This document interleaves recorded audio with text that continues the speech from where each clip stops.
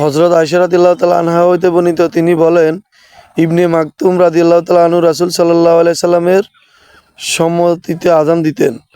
তখন তিনি ছিলেন অন্ধ। হাদিসটি সহিহ মুসলিমে 731 নম্বর রয়েছে। হযরত আবু সাঈদ আল খুদরি রাদিয়াল্লাহু তাআলা আনহু হইতে বর্ণিত, তিনি বলেন, রাসূল সাল্লাল্লাহু আলাইহি সাল্লাম বলেছেন, যখন তোমরা আযান শুনতে পাও তখন মুয়াজ্জিন যা বলে তোমরা তাই বলো। হাদিসটি সহিহ মুসলিমে 736 এবং সহিহ বুখারীতে 611 নম্বর রয়েছে। হযরত সাদ বিন আবি ওয়াক্কাস রাদিয়াল্লাহু তাআলা আনহু হইতে বর্ণিত, রাসূল সাল্লাল্লাহু আলাইহি সাল্লাম বলেন, মুয়াজ্জিনের আযান শুনে যে ব্যক্তি বলে, আশহাদু আল্লা ইলাহা ইল্লাল্লাহু ওয়া আশহাদু আন্না মুহাম্মাদান আবদুহু ওয়া রাসূলুহু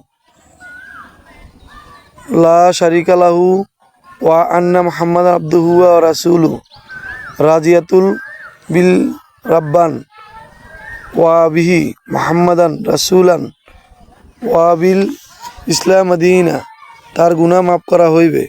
কাতাদা রাদিয়াল্লাহু তাআলা আনহু হাদিসে ওয়ান্না শব্দটি উল্লেখ করেননি। হাদিসটি সহিহ মুসলিমে 737 নম্বরে রয়েছে। মুয়াবিয়া ইবনে আবু সুফিয়ান রাদিয়াল্লাহু তাআলা আনহুর কাছে উপস্থিত ছিলাম। এই সময় তিনি মুয়াজ্জিন তাকে সালাতের জন্য ডাকতে আসলো। মুয়াবিয়া রাদিয়াল্লাহু তাআলা আনহু বলেন, আমি রাসূল সাল্লাল্লাহু আলাইহি সাল্লামকে বলতে শুনেছি, কিয়ামতের দিন মুয়াজ্জিনদের গর্দান সবচেয়ে বেশি উঁচু হইবে। হাদিসটি সহিহ মুসলিমে 738 নম্বরে রয়েছে।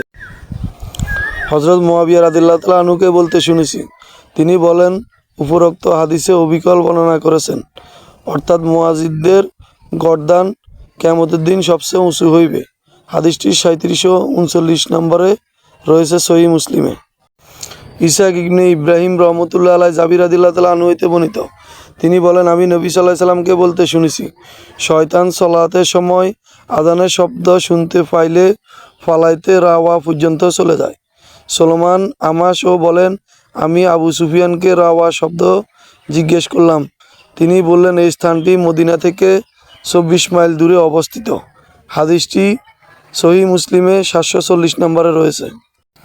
হযরত আবু হুরায়রা রাদিয়াল্লাহু তাআলা আনহু হইতে বর্ণিত আছে, তিনি বলেন, রাসূল সাল্লাল্লাহু আলাইহি সাল্লাম বলেছেন, মুয়াজ্জিন যখন আযান দেয় তখন শয়তান ও পিছন ঘুরে বায়ু ছাড়তে ছাড়তে তাড়াতাড়ি পালিয়ে যায়।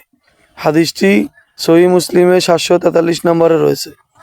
হযরত আবু হুরায়রা রাদিয়াল্লাহু তাআলা আনহু হইতে বর্ণিত, নবী সাল্লাল্লাহু আলাইহি সাল্লামের কাছ থেকে ও উপরের হাদিস অনুরূপ তিনি বর্ণনা করেছেন, কিন্তু এই বর্ণনার শেষের অংশ নিম্নরূপ, এমনকি লোকেরা ও খেয়াল থাকে না যে সেই কিভাবে সালাত শেষ করলো।